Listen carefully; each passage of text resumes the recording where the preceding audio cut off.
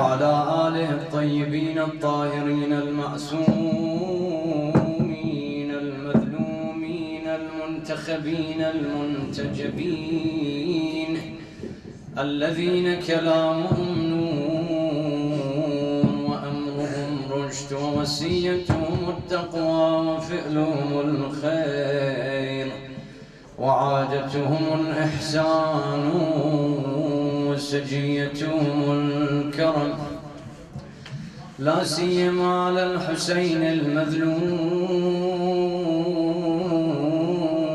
المقتول المجروح الأتشان المذبوح من القفا في يوم عاشوراء في أرض كربلاء بلا جرم ولا خطأ الذي غسله دم وكفنه رمال كربلاء مقطع الأعضاء مسلوب العمامة والرداء أشهد أن الله طهر بك التراب وأوضح بك الكتاب وجعلك إبرة لأولي الألباب يا عبرة كل مؤمن ومؤمنة يا ليتنا كنا معكم فنفوز فوزا عظيما. قال إمام الصادق صلوات الله وسلامه عليه: السلام عليك يا وارث آدم صفوة الله. صلى على محمد وآل محمد. اللهم صل على محمد وآل محمد. الصادق صلوات الله وسلامه عليه in the Ziyara known as Ziyaratul Waritha, the first line of which he says: Assalamu alayka ya waritha Adam sifwatillah. Salutations and peace be upon that man who is the inheritor of Adam, the chosen of Allah subhanahu wa ta'ala. An analysis of this line and this sentence, the opening line of Ziyaratul Waritha, the first issue that comes about is of course with regards to the Ziyara of Imam Hussain alayhi salam, and then Ziyaratul Waritha in particular.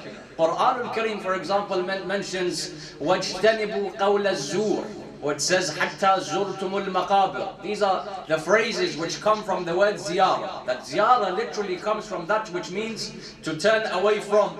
Allah subhanahu wa ta'ala says in Quran al-Kareem وَاجْتَنِبُوا قَوْلَ الزُّورِ. Lying in Quran al-Kareem was called zur, from which ziyara comes. Why? Because ziyara or zur literally means to turn away. Ziyara in this sense, when I do the ziyara of a certain personality, means that I turn away from all else other than that person. So when, for example, we are told Ziyaratul Hussain, it means at that moment in time my heart is directly pointed towards Imam Hussain alayhi salam and turned away from all else. With regards to this ziyara, Imam Al-Sajjad alayhi salam has a hadith where he says, إِذَا أَحْبَبْتَ رَجُلًا فَأَخْبِرْهُ.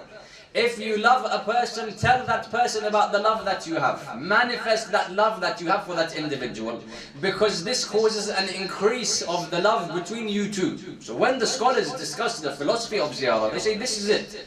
In the way that As-Sadiq alayhi salam says, when you have love for your friends, for your family members, tell them about this love, so that the love in between both of you increases. Ziyarah is me professing my love for that individual, the ma'zur, whether it be Imam Hussain alayhi salam or other members of Ahlul Bayt. And therefore when I express this love towards that Imam, it increases the love I have for the Imam and the love that the Imam has for me. When we discuss this issue of Ziyaratul Hussain alayhi salam, often merits of the ziyarah are discussed. You have, for example, many riwayat, many narrations speaking about the merits of the ziyarah. In fact, one of the special qualities that was only given to Imam Hussain alayhi salam is, if you notice, Eid comes. Eid al-Fitr, Eid al-Adha, we have a ziyarah of Hussain alayhi salam to recite. The day of Arafah comes, During the Hajj, what is there to recite? What is one of the most important things to recite then? Ziyaratul Hussain. 15th of Sha'ban comes Sahibul Asri wal Zaman, recite Ziyaratul Hussain. In all different events, which apparently aren't related to Imam Hussain alayhi salam, we are ordered and told, and there is specific emphasis on this ziyarah and visitation and reciting this supplication of Hussain alayhi salam. Why? What is the connection between Imam Hussain and Eid al-Fitr? Or the day of Arafah? Why am I told to remember Hussain alayhi salam? 15th of Sha'ban, why am I told to remember him a Thursday night? Why?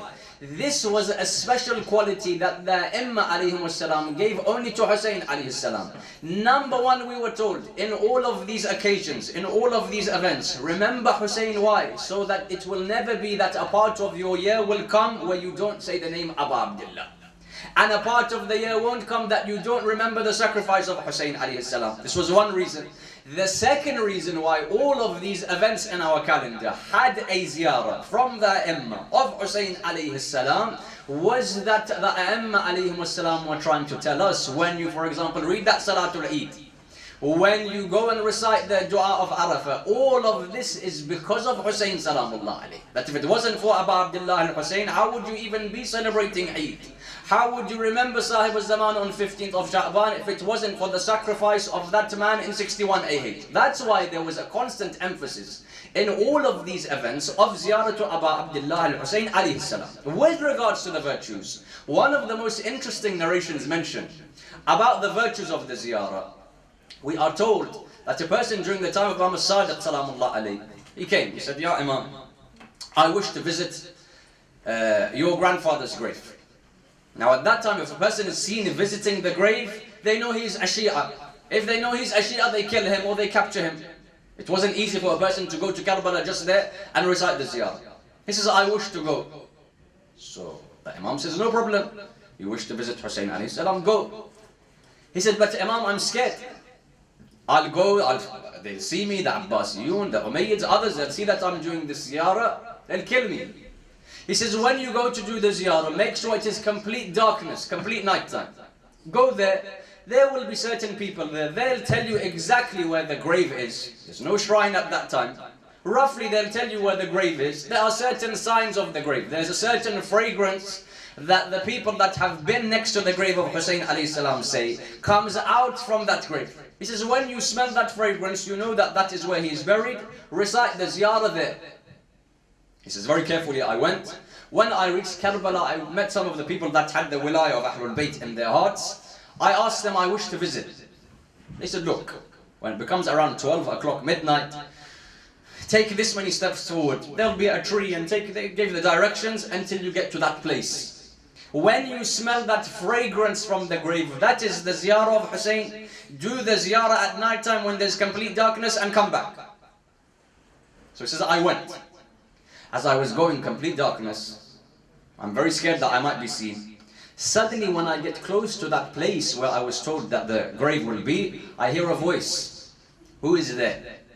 However, in this person's voice there wasn't enmity, there wasn't hatred. This person seemed also like a lover of Imam Hussain salamullah alayhi. I said, look, I've come to do ziyarah of Abu Abdullah. The narration says, that person says, look, you can't come at this time, come back closer to the time of Fajr. The person immediately replies, if I come close to the time of Fajr, there will be light in the sky, I'll be identified. He said, no, at this moment you can't come. Go back, come back close to the time of Fajr. He says, I went. When I went, I returned during that same time. When I returned during that same time, I saw a man in front of me. I said, were you the one that was there before 12 o'clock? He said, yes. I said, what's going on? You won't believe what the narration says. The narration says, I am an angel of Allah subhanahu wa ta'ala. When you had come at that time, Musa alayhi salam kalimullah for many years has been asking Allah subhanahu wa ta'ala for a time where only he can do ziyarah of Hussain and nowhere else. So when you had come at that time, Musa was given that time solely for him. That's why I was told as an angel of Allah, tell all other Za'irin to go away. Musa kalimullah is doing ziyarah of Hussain. He says, I went and did the ziyarah, I came back. Sometimes people don't realize, is this true? Often people ask this question. You mention all of these great fada'il and virtues, is this exaggeration? For example, the hadith very clearly says 70 of the hajj of the Prophet of Islam, which of course is accepted sallallahu alayhi wa alayhi, is given to Ziyara of Hussain. Now someone asked the question, hajj, is it mustahab or wajib? Hajj is wajib once in the year. So how can you say that something which is mustahab, Ziyara, even though there were certain ulama, Allama Majlisi, in the eyes of Allama Majlisi, is Ziyaratul Hussain wajib or mustahab? It's wajib. Certain ulama, they took Ziyara to go there and visit as wajib. Because the narrations say if a person is poor, he should visit Imam Hussain how many times? The narration says if you are wealthy, visit him twice a year. If you don't have money, when should you visit him? Once in your lifetime? Once every 10 years? The narration says if you are poor, visit Hussain at least once a year. Scholars said, some said this is wajib, not mustahab. But let's say the general opinion to go to the ziyarah is mustahab. Hajj is wajib. How did you say that that which is a wajib act, i.e. Hajj, has a lower thawab and reward than that which is mustahab, meaning Ziyaratul Hussain alayhi salam? This is a ishkal, criticism. How can you say that 70 Hajj of the Prophet of Islam equal 1 Ziyaratul Hussain alayhi salam? The answer is very simple. Number one, when I said this thing is mustahab and this is wajib, when does that relate to thawab and reward? Thawab and reward has nothing to do with whether one thing is wajib or one thing is mustahab. The simplest of examples I entered in. It's mustahab for me to say salamun alaykum. It's wajib for a person to reply, at least one person, what? Wa alaykum as-salam. But everyone knows the person that initiates the salam, how much reward? 99. The person that replies, how much reward? 1 out of that 100. So something mustahab can have much greater reward than that which is wajib. Who said that that which is wajib has to have greater reward than that which is mustahab? Ziyaratul Hussain can have or can equal 70 hajj of the Prophet of Islam, Muhammad sallallahu alayhi wa alihi wasallam. And so these virtues and fada'il of the ziyarah were numerous, were many. In fact, sometimes we don't even realize what effect just the line Assalamu alayka ya Aba Abdullah has. Remember that one of the individuals mentions, he asked Ayatollah Sayyid Abdul Hadi al-Shirazi of Najf al-Ashraf. Said, I asked this scholar, I said, I have a problem keeping concentration in my salah. A lot of people have this problem. Allahu Akbar and the mind goes everywhere. He says, I have this problem. So the reply that Sayyid Abdul Hadi Shirazi gives is that how can you have a problem of concentration in salah when you have been given a wealth of things by Ahlul Bayt? He says, a wealth of things to concentrate in salah? He says, of course.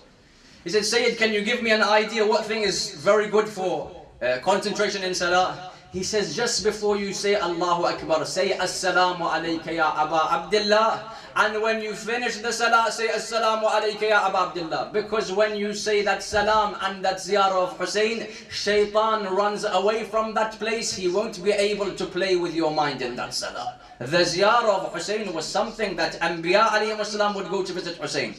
A'imma alayhi salam therefore would stress of the ziyarat, as we know, and as I said, there are many ziyarat. Our analysis is referring to that ziyarah known as Ziyaratul Warith. Because every single ziyarah of Hussain salamullah alayhi has its own individual reason it was revealed. Because some were revealed by Allah subhanahu wa ta'ala in the form of hadith Qudsi, Ziyarat Ashura. The Prophet of Islam Muhammad sallallahu alayhi wa alihi wa sallam,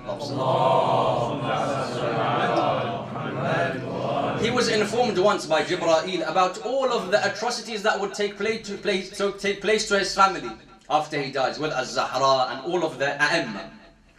Because of this it was said, مَا أُوذِيَ النَّبِي مِثْلَ مَا أُوذِيتِ. In the way that you have suffered, Ya Rasulullah, no one has suffered. When he had all of this pain and suffering and agony, when he was told about what would happen to Az-Zahra and Hussain and Hassan and the Imam alayhimus salam, Allah says, as a gift to console the heart of the Prophet of Islam, I revealed to him through hadith Qudsi, Ziyarat of Ashura. Ziyarat Ashura therefore is revealed from Allah subhanahu wa ta'ala. Each ziyarah has its own reasoning behind its revelation, behind its recitation. The question comes, before we can look at this line, Adam Safwatillah, the question comes, why was Ziyarat Warith given? We are told that during the time of Imam Al-Sajjad alayhi salam, because once Imam Hussain alayhi salam is killed and buried, no one can do the ziyarah. In the way that Najaf al-Ashraf, people find out that Imam Ali is buried in Najaf al-Ashraf when? During As-Sadiq Salamullah alayhi. It's too dangerous for them to do the ziyarah. When the ziyarah of Hussain alayhi salam first started during the 6th Imam Salamullah alayhi, people went. I said we went from Medina, we visited Hussain alayhi salam. When we came back, the first few zawar, says we came back, we said, Ya Aba Abdullah, Ya Ibn Rasulullah, we didn't know what to do. He says, what do you mean? He said, we'd get to close to the grave, I didn't know what to recite. He said, then I'd get close to the feet of Hussain alayhi salam, I didn't know what do I recite here. Then I'd get close to the chest of Hussain, again I don't know. I'd get to the head of Hussain salamullah alayhi, I wouldn't know what I should recite. So can you give us a certain thing that we can recite at any time for Hussain? Imam Al-Sadiq alayhi salam replies, this is known as Ziyara al-Waritha. Ziyara al-Waritha therefore is that ziyarah which didn't have a specific time. It was known as Ziyara al-Mutlaqa. If I wish to recite it on a Monday morning, I can recite it. In any place, in any time, wherever I want. At the grave of Hussain, not at the grave, we were given this ziyarah, Ziyara al-Waritha. In looking at this ziyarah, before we enter into that line, as we understand, Waratha or Mirath refers to that which remains. So when Allah subhanahu wa ta'ala says He is Warith of Adam, He is the one that remains after Adam. We understand that in Arabic we have one word, Mirath or Waratha, also we have the word Turath that is used. If many people inherit from many, so the one that has died, it's not one person, there's 10 people, and there are 50 people that have inherited collectively from those 10. This is called Turath, heritage. So for example, what did we inherit? We inherited from the elders and our forefathers the way of mourning for Hussain alayhi salam. Not one person just inherited, all of the communities inherited certain practices. This was called Turath. However, if one person is the one I'm inheriting from, that is called Mirath. Imam Al-Sadiq Salamullah alayhi, when he goes to introduce Imam Hussain alayhi salam to us, he shows that each of the prophets have certain qualities. Hussain alayhi salam was the inheritor of these qualities. With regards to this inheritance, scholars have different opinions. So for example, some said, when Allah subhanahu wa ta'ala's Imam Al-Sadiq Salamullah alayhi says, Adam Safwatillah, Nuh Nabiyullah, what is he referring to? He's referring to those physical objects that were sent down by each prophet until they came to the Prophet of Islam, until they came to the Imam. So for example, the ring of Sulaiman, as we know, is in the hands of each Imam. The shirt of Yusuf, which actually came from the heavens, which was of Adam alayhi salam. When Allah subhanahu wa ta'ala therefore and the Imam says Warith, he who has inherited, they were referring to these physical objects. That he is the one that has the staff of Musa, he is the one that has the ring of Sulaiman, he is the one that has these objects and artifacts from each of the prophets. This was one idea, that this was what was referred to in this ziyarah. With regards to this, I remember a narration where Imam Al-Sadiq alayhi salam one day is holding a staff in his hand. The staff of Musa. Hiya asai atawakka'u alayha wa u'shu biha ala ghanami wa li fiha ma'arib ukhra. This staff of Musa, which is actually a branch from the tree of heaven, Tuba. So a person comes, he says, Ya Ibn Rasulullah, is that the staff of Musa? He says, what do you mean? He says, yes, I've heard that you, as the grandson of the Prophet, have the staff of Musa in your hand. Can I touch it? Can I kiss it? The Imam replies, there is so much respect for just a piece of wood which is part of a Prophet of God. How much respect do you have for the blood of the Prophet of God that is in my veins? You have respect for these artifacts and these objects, the ring of Sulaiman. We are the blood of the Prophet of Islam. The blood of Zahra alayhi salam flows through our veins. What is the respect of that individual? Some said Ziyaratul Waritha was referring to these objects. Others said no. The hadith says that al-ulama warathatul anbiya. Ulama and scholars, they have inherited from the prophets. What? Ilm and knowledge. Some people said when Allah subhanahu wa ta'ala says that the ulama have inherited from anbiya alayhim salam, the same thing was here. that Hussain alayhi salam has inherited one or two qualities that all of the Anbiya alayhi salam had. For example, in the way that a scholar, when he has certain knowledge, that knowledge has come from the prophets of God, so he is the inheritor of the prophets of God. In the same way, Hussain ibn Ali alayhi salam was given knowledge which came from the Anbiya alayhi salam. Which is one idea. Or they said, if you look at those prophets that are mentioned, Nuh, Ibrahim, Musa, Isa, other than Adam alayhi salam, every single one of these prophets is an ulul azm. Ulul azm prophets are known for one specific quality. The Quran says, وَاسْبِرْ كَمَا سَبَرَ أُولُو الْعَزْمِ مِنَ الرُّسُلِ. The quality of the ulul azm is that they had a great amount of patience. So some said, when all of those prophets were mentioned, Allah subhanahu wa ta'ala and the Imam is highlighting that Hussain has inherited what? The patience of the Anbiya alayhim salam. Because he sees all these atrocities, but he remains patient. Of the qualities of the Anbiya was this sabr. For example, Shahid al-Thani has a book where he mentions that there was the Prophet of God. This Prophet of God has a youthful son that dies. The narration says the greatest gift a person can get in this world is when Allah subhanahu wa ta'ala gives you a youthful son, child. And the greatest tragedy anyone can see in this world is when that same youthful son dies in front of his old father's eyes. A Prophet of God is there. He has a youthful son, that youthful son dies. Now the father is thinking, I'm old, I have many years of my life left, and this son of mine has died. Would cry and mourn.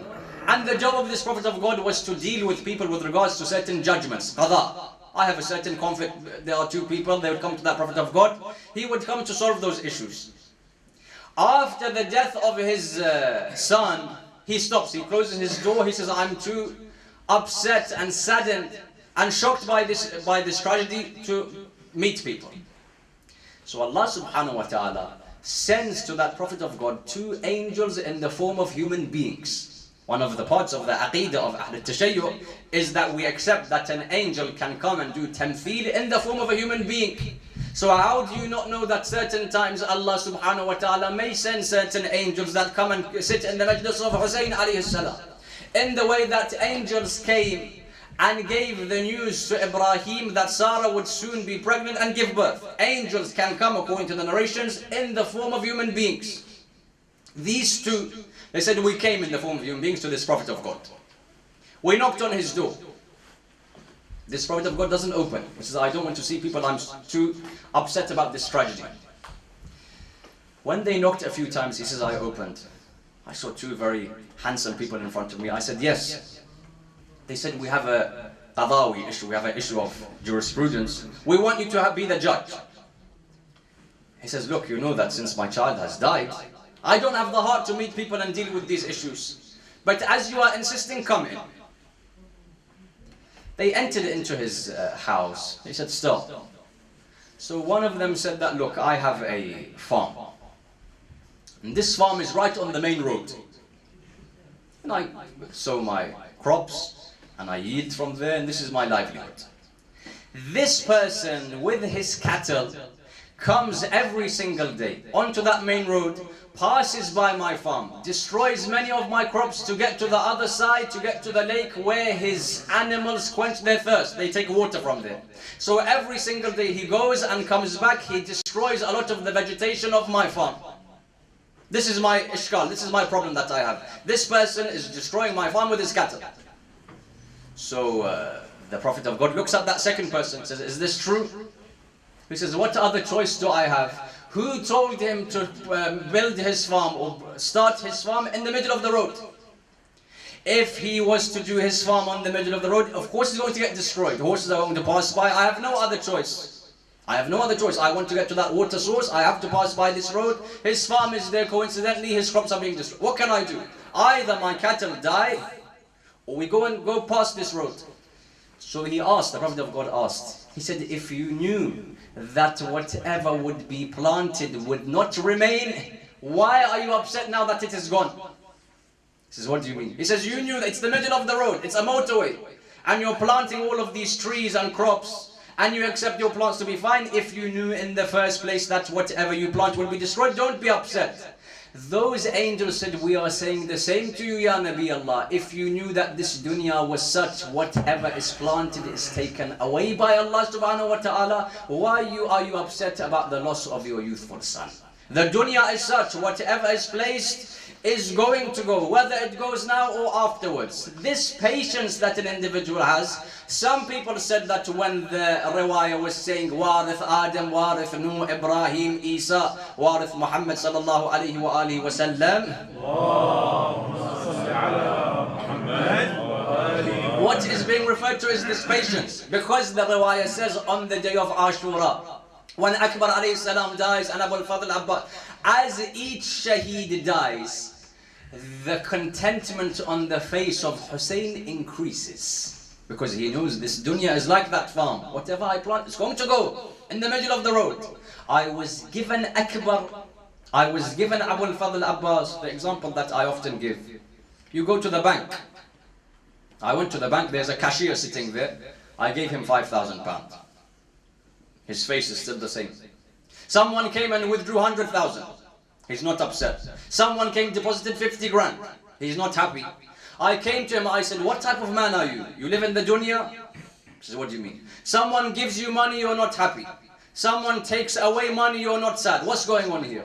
What would you reply? He said, it's not my money in the first place. When they give it, I take it. When they take it away, I give it to them. The same idea was with Hussain alayhi salam in Karbala. I never owned Ali Akbar. I never owned Abu al-Fadl Abbas. This was from Allah subhanahu wa ta'ala. Allah gave him to me, Allah took him back. The patience of Abu Abdullah al-Hussain, therefore, was that which he inherited from these Anbiya. This was one idea. However, the actual understanding of Ziyaratul Warith is that no, each of these prophets of God had certain qualities that were sent down and also found in Hussain alayhi salam. Why? Because in inheritance today, only that person can inherit who is closest to the deceased. In other words, Imam Al-Sajjad was saying, if you want to see that person who is closest to all Anbiya, look at Hussain alayhi salam. The closest person to all of these Anbiya and prophets was Abu Abdullah al-Hussain. When then, after all of this introduction, we come to Adam Safwatillah, the scholars say therefore that there were certain qualities in Adam alayhi salam that were found directly in Imam Hussain salamullah alayhi. If you look in the history, one of those was that Adam, from his progeny, one after the other, are 9 Anbiya and Awsiya. 9 infallibles, one after the other from the progeny of Adam. The last of them being who? The last of them being Nuh alayhi salam. And the last, the 9th from his progeny, had the longest of lives, 2,000 years on this earth. They said the same thing we find with Hussain salamullah alayhi. He has 9 of the Imam from his progeny, the last of whom is Sahib al-Asri wa Zaman. Nuh has a long life, Sahib al-Asri wa Zaman has a long life. This was something inherited, that Allah subhanahu wa ta'ala allowed this to be a part or a gift to Hussain salamullah alayhi, that all of the Imma are from his progeny. Adam alayhi salam, 9 of his progeny, one after the other consecutive, wa Anbiya. The other thing we understand about Adam alayhi salam is Nabiullah Adam, as we know, when Habil is killed by Qabil, is so distressed by what takes place that the narrations say 50 years he cries. 50 years he laments. Until Allah subhanahu wa ta'ala tells him, you have lost your youthful son, but you haven't lost your son in the way in which the son or the grandson of the last messenger Hussain will lose his son on the day of the 10th of Muharram. You lost Habil, but you didn't lose him in the way that Hussain lost Ali al-Akbar. Adam then weeps for Hussain alayhi salam's tragedy. And Allah gives him a son as a gift by the name of Hibatullah, the gift of Allah, who was by the name of Nabiullah Sheath.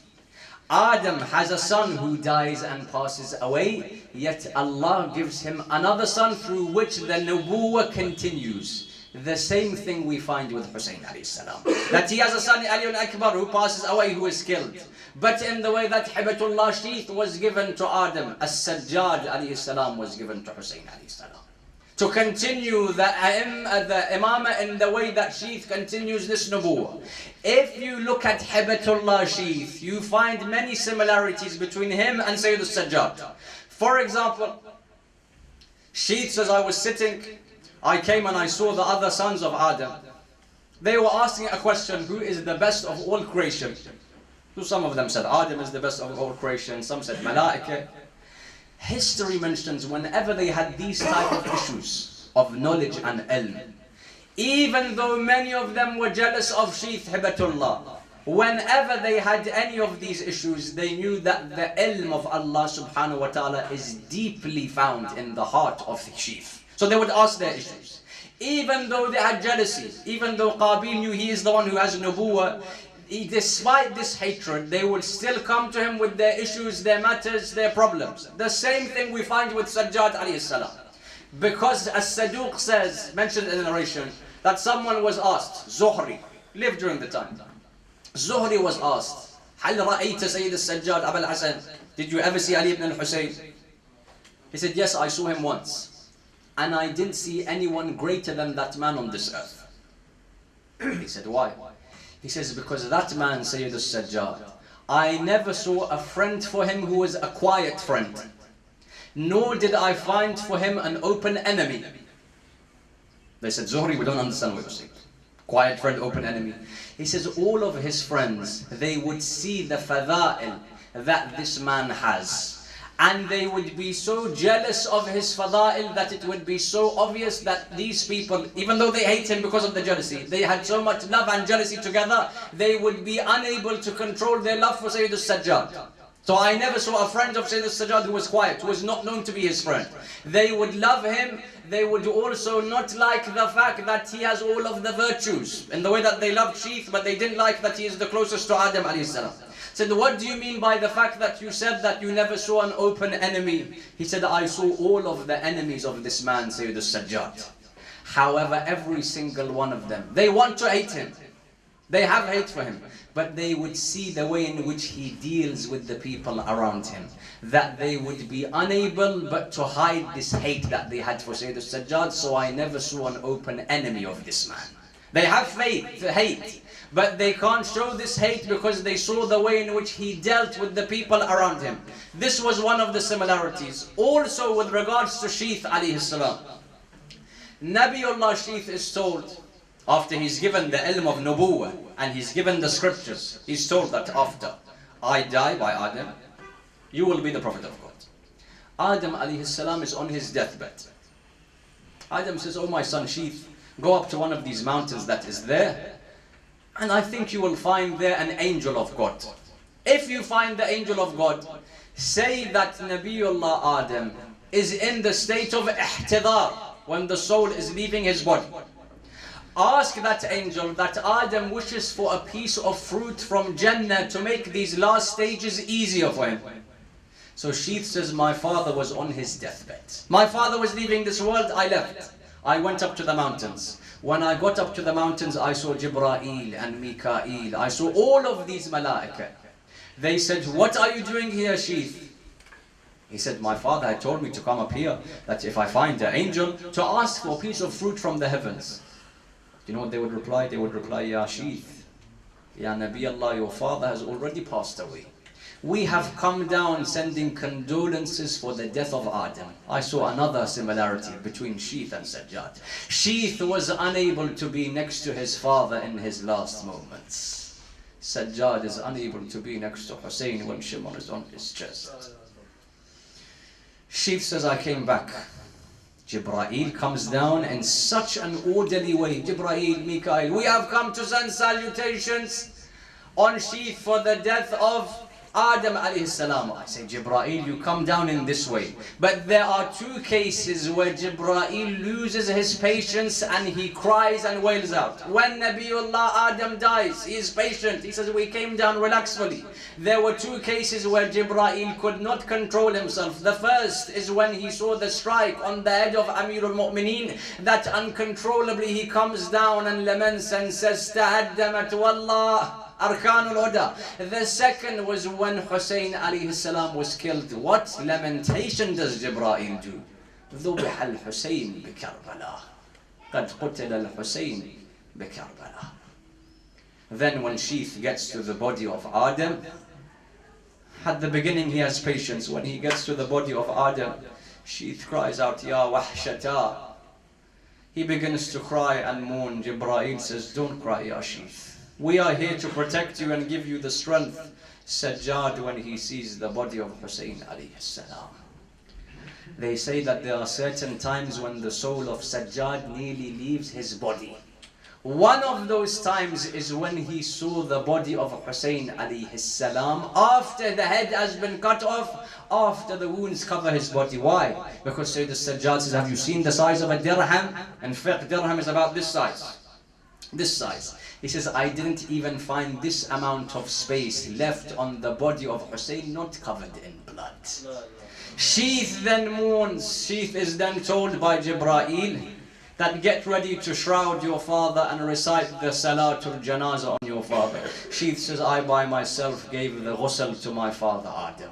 I put on the shroud, I came, there were 70,000 malaika behind, Adam's body is there. I prayed the Salatul Janazah and I wept for my father. I said, Sheeth, you were able to bury your father straight after he died. Sajjad comes 3 days when the body of Hussain lies there on Karbala. And will you hear how he buries Hussain? The narration says when Sajjad comes by way of mu'jiza and miracle, he first buries all of the other shuhada, so that no one can say that Sajjad buried his father first and left the others. First he buries all of the martyrs. Then he says, I went to a body far away. I went to a body far away. This body was in so many pieces. I tried to pick it up, I saw the body will completely fall. So I said, maybe it's best that I bury this person where I found him. Who was that? Abu al-Fadl al-Abbas. I saw so many pieces to the body of Abbas, I said, I leave him there. Then Sajjad says, I got to the body of my father Hussain alayhi salam. Will you listen to how he buries his father? Sheeth, you were able to bury easily, said Adam alayhi salam. Sajjad says, there were so many different pieces to the body of my father. I opened my abba and I collected all of these. And as I came down into the grave, I heard a call saying, oh my son, come back to me, Ya Hussain. Adam is buried without these difficulties. The narrations mention that Adam alayhi salam is one of those people who is known as Bakka'un in the narrations. Bakka'un are 5, Imam Baqir alayhi salam says 5, who have cried like no one else has cried on this dunya. Wept like no one else has wept. Imam Baqir mentions all of these Bakka'un. He says, and the first of the Bakka'un, those that would cry profusely on this earth, was Adam when he would cry after the death of Habil, that he would mourn saying, I saw the blood gush from the body of Habil, and he would mourn and cry. Imam Baqir says, and the second who was min al-Bakka'in was Yaqub, who would cry being separated from Yusuf, that the Quran says وَبِيَضَّتْ عَيْنَاهُ مِنَ الْحُزْنِ, he becomes blind crying for Yusuf. Then he says the third of Bakka'un was Yusuf when he would cry in the darkness of the jail missing his father. Then Imam Baqir says, and the fourth of Bakka'un is that person for which Shaykh al-Sharia Muhammad Hussain Isfahani mentions these lines of poetry. He says, تجرؤت من غسس الزمان ما جاوز الهد من البيان الباب والجدار والدماء شهود صدق ما به خفاء. Company then would say, ولست أدري خبر المسمار. سل صدرها خزانة الأسرار.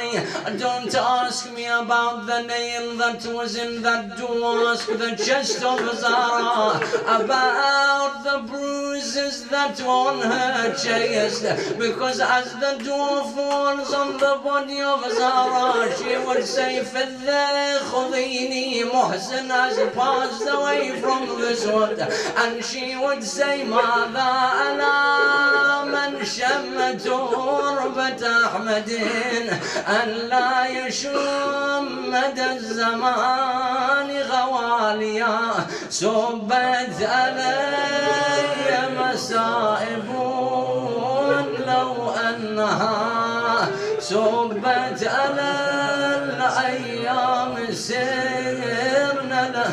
Imam Baqir says the fourth of Bakaun was my grandmother Zara, that when she would cry with one hand on the wall and the other on her broken ribs, and when she would cry the ground would begin to shake as if Rasulullah would be turning in his grave. And then he says the fifth of Bakaun was my father Sayyid Al-Sajjad, that Sajjad whenever he would remember Hussain, he would lament and cry. Then Sajjad says, on one occasion I entered into Medina, I saw the butcher has left his meat uncovered. As soon as I saw that meat, I began to lament and cry. I said, can I ask you 3 questions? He says, yes, ya ibn Rasulullah. I said, the first question is, when you kill this goat, were the family members watching? He said, no, ya Rasul ibn Rasulullah. I said, the second question, when you were killing this goat, did you give this goat any water? He says, the third is, when your knife was on the neck of this goat, did you speed up the killing or slow it down? He says, Ya ibn Rasulullah, I gave him a lot of water, then I killed him. I made sure the family are away, and when my knife was on the neck of this goat, I sped up the killing. Sajjad says, when they killed my father, he was killed once he was thirsty, and when he was being killed, Zainab and Kulthum were watching, and when the knife of Shamar was on the neck of Hussain, he said, I did not speed up the killing, I slowed down the killing of Hussain. Sajjad cries and laments for 40 years of his life for Hussain, until a time comes when he is on his deathbed, and he says that Al-Baqir was hugging my chest my last moments after being poisoned. Sajjad says, these were my last moments. I told my son, Ya Baqir, your father has a request. He says, what is it, oh my father? He says, the first request is place my body on the ground. The second request is get off my chest, oh my son. Al-Baqir says, I got off my father's chest, I placed him on the bare ground. I said, Ya Zayn al-Abidin, can I ask you why you did these 2 things? He says, the first is I told you to place me on the ground because I remembered that when my father died, his body was touching the plains of Karbala. He says, and what about your chest? He says, I told you to get off my chest because I was thinking my son is on my chest when I die. But when my father was dying, Shimr jalisun ala sadri, Shimr was sitting on his chest. ألا لعنة الله للقوم الظالمين. سيعلم الذين ظلموا أي منقلب ينقلبون. يا حسين.